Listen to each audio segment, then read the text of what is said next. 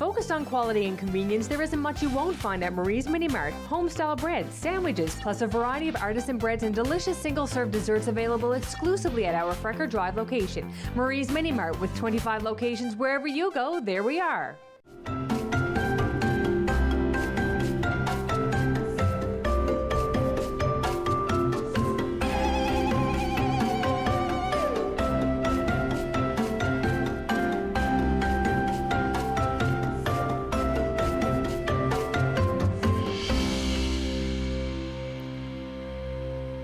Hello, I'm Lloydetta Quaicoe, and welcome to Sharing Our Cultures.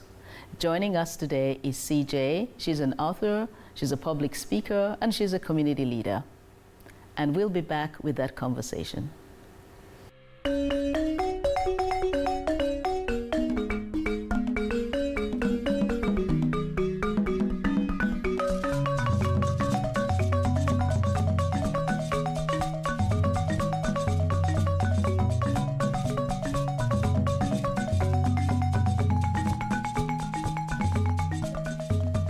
Welcome back to Sharing Our Cultures, and joining us now is CJ.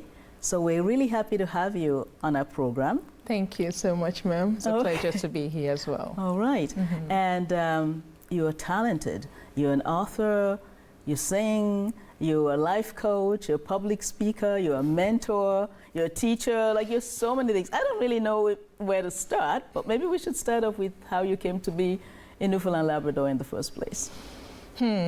First of all, I want to thank you for the honor and the privilege to have me here. It's actually, a privilege to be here.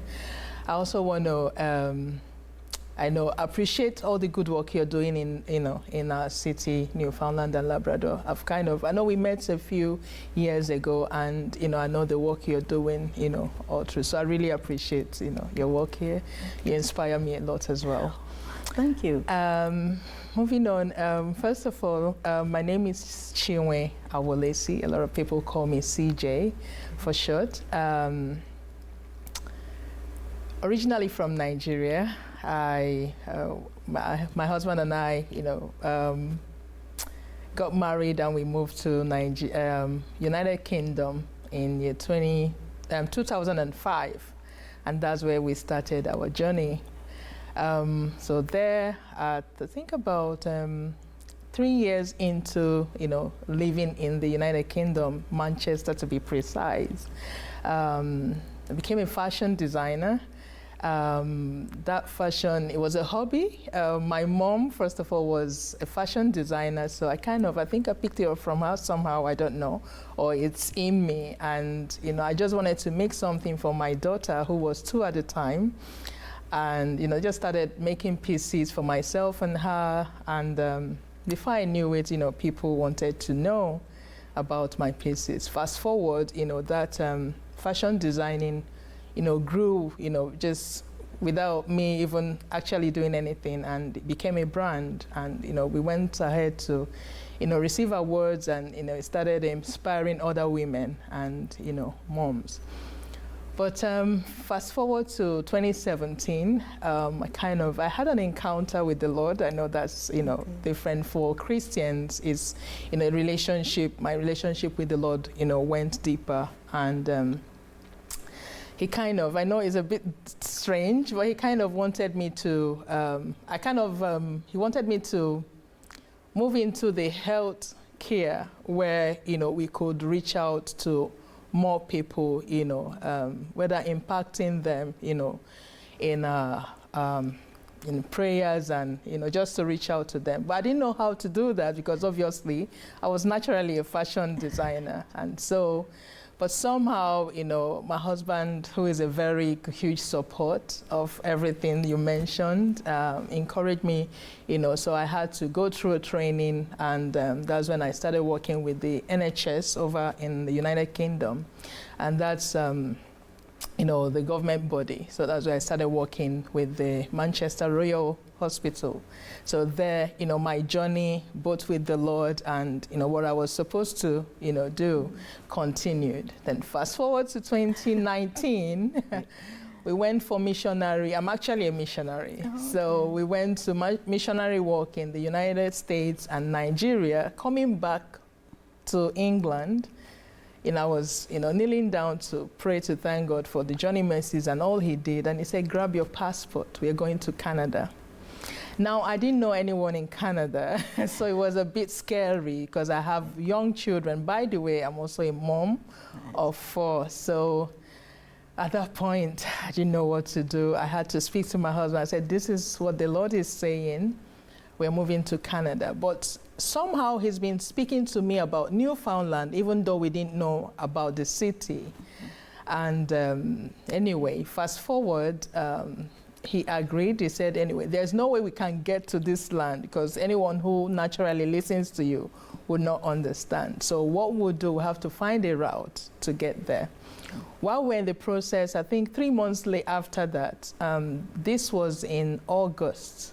So 3 months, that was by November, we have different Atlantic nominee, what's it called, who came over to England.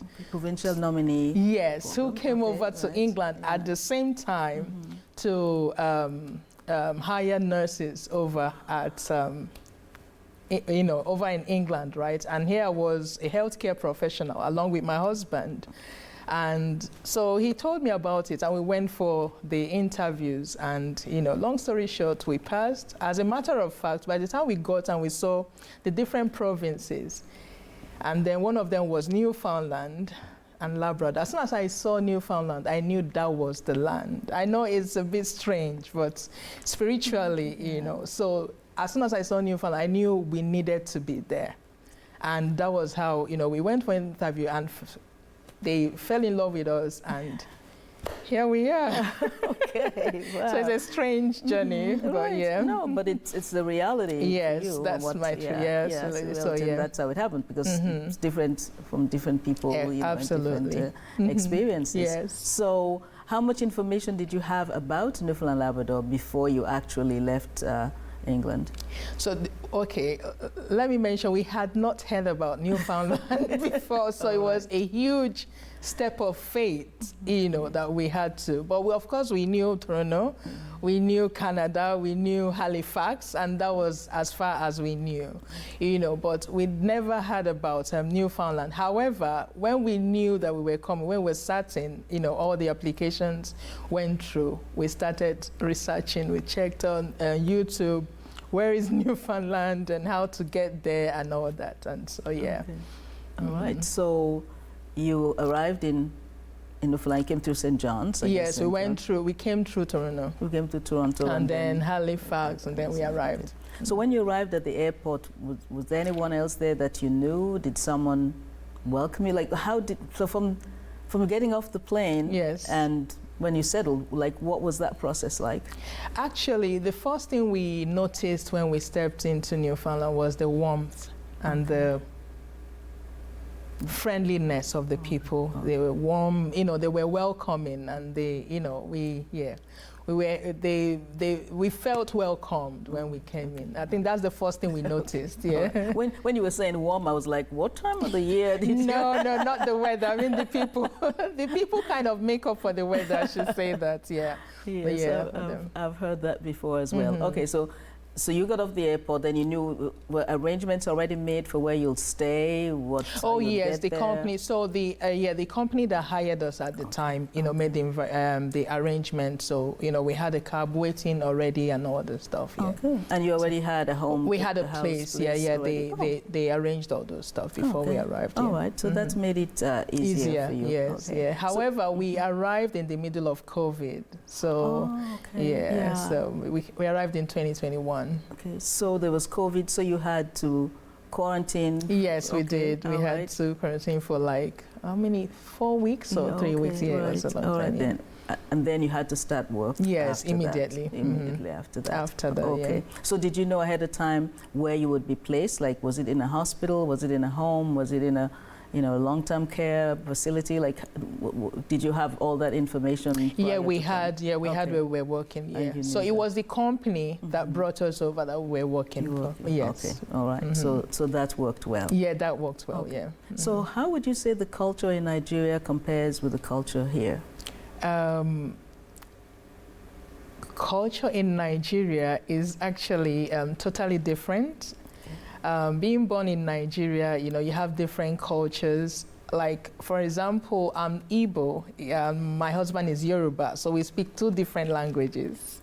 And so in Nigeria, we have about 36 states in Nigeria, and with over 200 and something languages, so there's diversity in languages. You find different food and different cultures, yeah. And then also in England, because, born in Nigeria, but most of my adult life was in England, there also you meet different, cultures, different diversity, different people. And yeah, compared to here is a bit more quieter, but I like it in a way. It's family oriented, if you like. It's quiet, it's a place you can raise family, and yeah.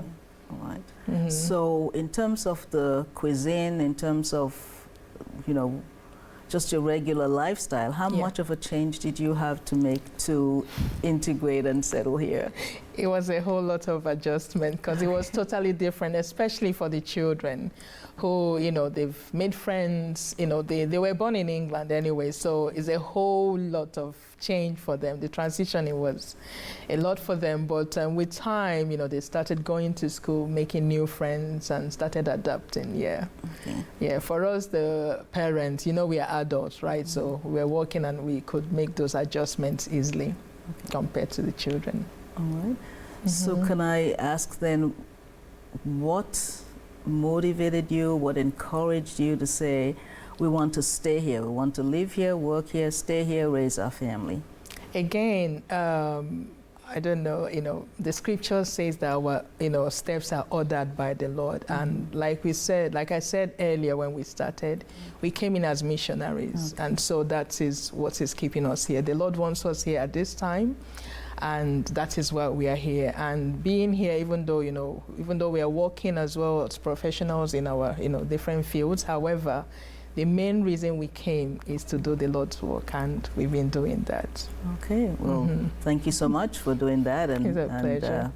Really contributing to the community. Yeah. We will talk a little bit more about that in the next section, because I am really interested in knowing how you're blending your professional career and your work as a missionary, and then we'll talk about some of the your book you've written and some of the activities that you offer to residents here in Newfoundland, Labrador. So hold the thoughts. We'll be back with you. Okay. And Sharing Our Cultures will be right back. Your opinion matters, and we want to hear from you. Get in touch with us using our viewer feedback line, your direct connection to shaping the shows you love. It's easy. Just grab your phone, scan the QR code on your screen, and take our quick survey. Share your thoughts, and let's make your viewing experience even better. And welcome back to Sharing Our Cultures and the beautiful CJ. I would like to find out more about your work and your work as an author, and what you've written, and we'll probably talk a little bit more about the other areas that you've been involved in our community. Okay. But this book you've written, Beauty in Brokenness. The title, well, I'd like to know more about it, because the title captivated me when you think about brokenness, and then you think that there can be beauty in that. How did you come about this title, and what is the book about? Wow. Well, firstly, the title came from the Holy Spirit. I wrote that actually earlier in my fashion designing days. The Lord had told me I'll be writing a book, so I was so intrigued. I was thinking I was going to write on fashion, because that's what I love. That was my breathe and all that. But it didn't come. I tried to start writing it, but the words didn't come true. So I abandoned it. Even though I was, writing other projects like, some articles or columns in magazines, Christian magazines and all that. But I thought that would be it. Little did I know that he would take me through a journey. And so that journey happened between, I think, 2016 and 2017, where he told me to, the time for fashion was over. Even though, we were touching lives through fashion, like I mentioned, mentoring women, in fashion and all that stuff. But it came a time when he said the fashion season of my life was over and I had to, take upon the ministry that he had given me more seriously. For me, it was a painful period because fashion was really my life, and to lay it down was what broke the brokenness, because he had to, I had to lay it down. And he said, then he reminded me in prayer that I told you were going to write a book. Now this is it. Prior to that, I think when I was having, one of my children, I think in 2014, I went through the near-death experience where I almost, lost my life. The baby also stopped breathing, but along the way, the Lord brought me back. Again, these are, spiritual experiences I had, and he told me that you'll be touching many more lives, and I need you to do my work. So that was kind of where my journey began. Anyway, long story short, all those are written in that book. But anyway, that now, so with that journey from the, delivery room, where, I was brought back to life and all the miracles happened. From there, my life really transitioned and I started walking deeper with him. By 2017, he said, every experience you have gone through in life, because a lot of people are going through stuff in life. People are going through terminal diseases. People are losing hope and, going through different brokenness. And he said, the time I told you we're going to write a book is the experiences you have gone through. I want you to pen it down so that it will help the readers who would read it. So I kind of bear myself open. I was really vulnerable in that book. And so wrote it and completed in 2018. And here we have it. So this is me telling, my journey through brokenness. And brokenness can actually be beautiful if you lay it at the feet of Jesus. Okay. So that's where the beauty comes. Right. Okay. So because, at that stage of my life, I was doing, even though it was successful, it was excellent work. However, when I laid it down and picked up the journey, working, with the ministry and what he wanted me to do, I found that fulfillment, I found that peace, I found that joy that no man can give. So that's where the beauty comes, that indeed there is beauty in brokenness. Right. Well, that must have been difficult for you to lay down something you were passionate about, something you'd done for so many years in the fashion industry, and you did touch lives of many other women. And so what was your coping mechanism? Like, did you just the next day just said, that was it, don't want to touch it anymore, or was it a gradual process?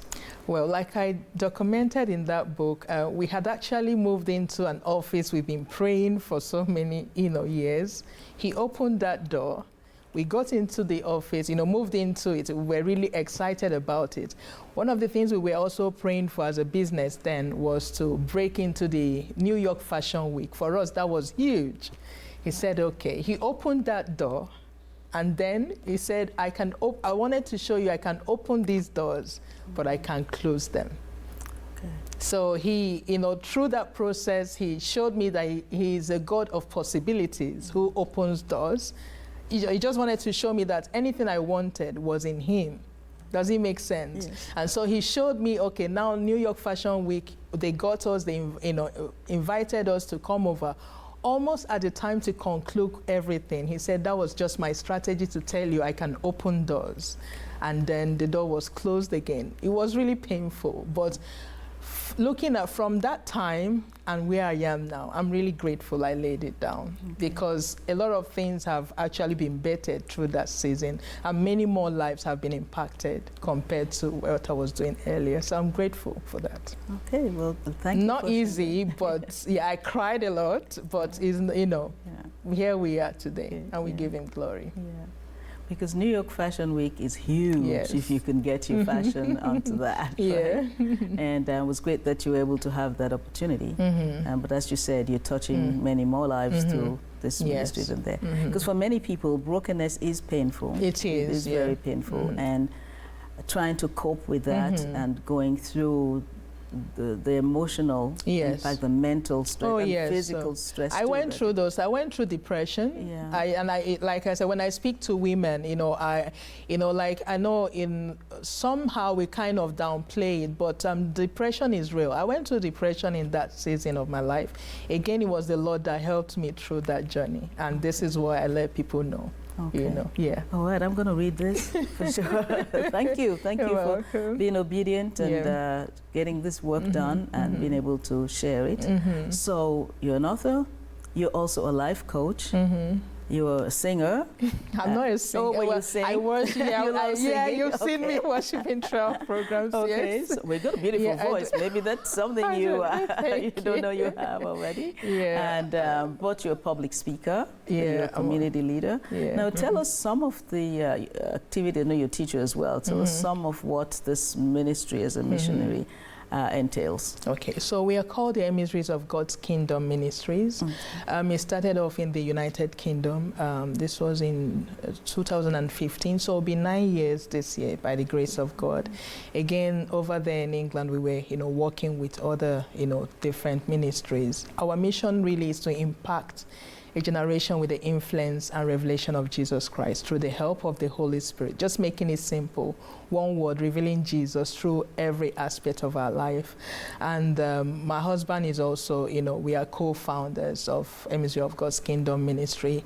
Emissary of God's Kingdom Ministry also has an arm which is called Just Jesus Conference, which, we were opportune for you to, I think you prayed for the women in one of the conferences, and, we've been going different nations. We were in Nigeria in 2019, like I mentioned. We were in the US, we're here now, and England was where it started. And the journey have been amazing. And also through our ministry we also have a women's ministry, which was bettered through the delivery room experience. So we have a ministry now here, which is called the Delivery Room Experience, where women, pray and, encourage each other, women in business, in all walks of life. And I'm also a mentor, a coach, also inspiring young women, young people, to let them know that life, there's more to life. And the reason we are here on earth is to live out our purpose, that without purpose, really, we may achieve every other thing, but there'll still be that emptiness, So I wanted to, let them know that. And so that's what my husband and myself have been doing for the past 9 years, and also raising our children.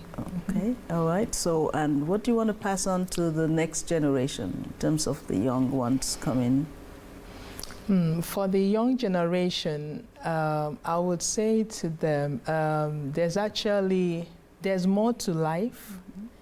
They shouldn't give up hope. They shouldn't be in a hurry. There is actually power in staying, slowing down and staying for some time.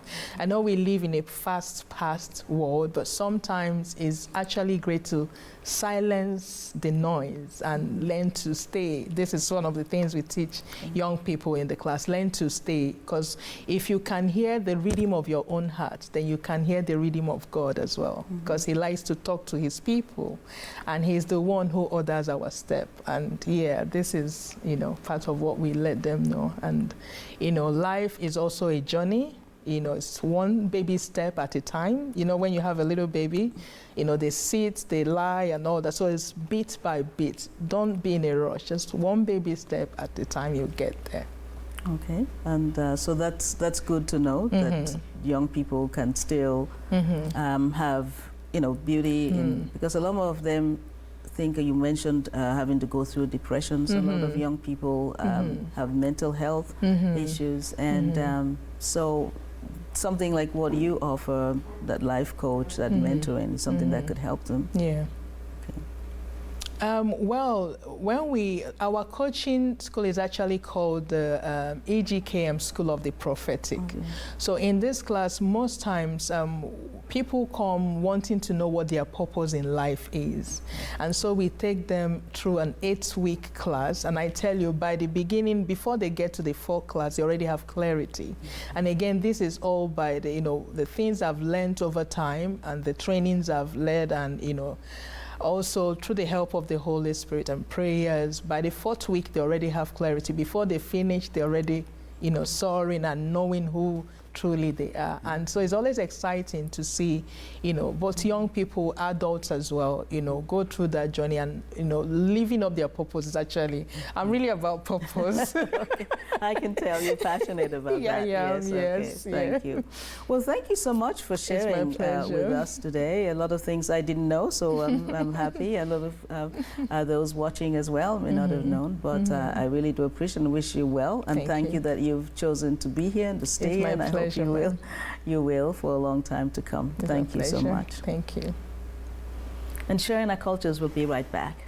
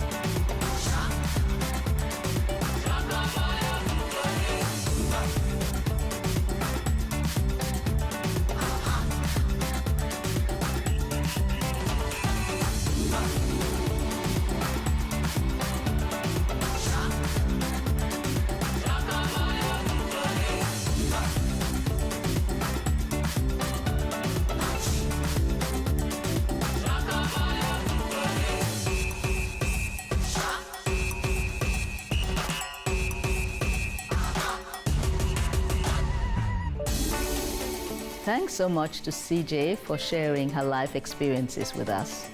And thanks to you for watching. Join us again next time for more remarkable stories from people from around the world who are living in Newfoundland and Labrador.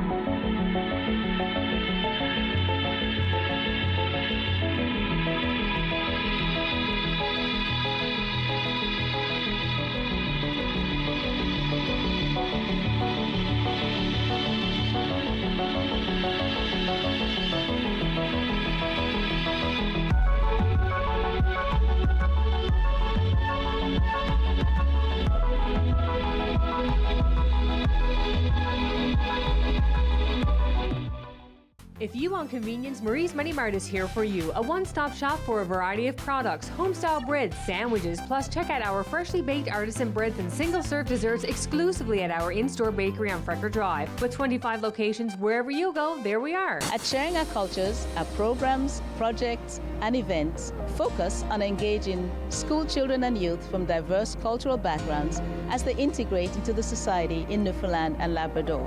We connect them with the locals and community partners for opportunities to improve their socio-cultural and employability skills, and most importantly, to make new friends. We invite you to learn more about Sharing Our Cultures on our website, YouTube channel, and social media platforms. We want to hear from you. Provide feedback on this show or find out how you can get involved. Call, email us, or scan the QR code to take our quick survey. Today, I helped a parent feed their family by connecting them to a food program. Today, I helped someone connect with mental health supports. Today, I helped a couple struggling to pay their bills access financial aid. Every day, 211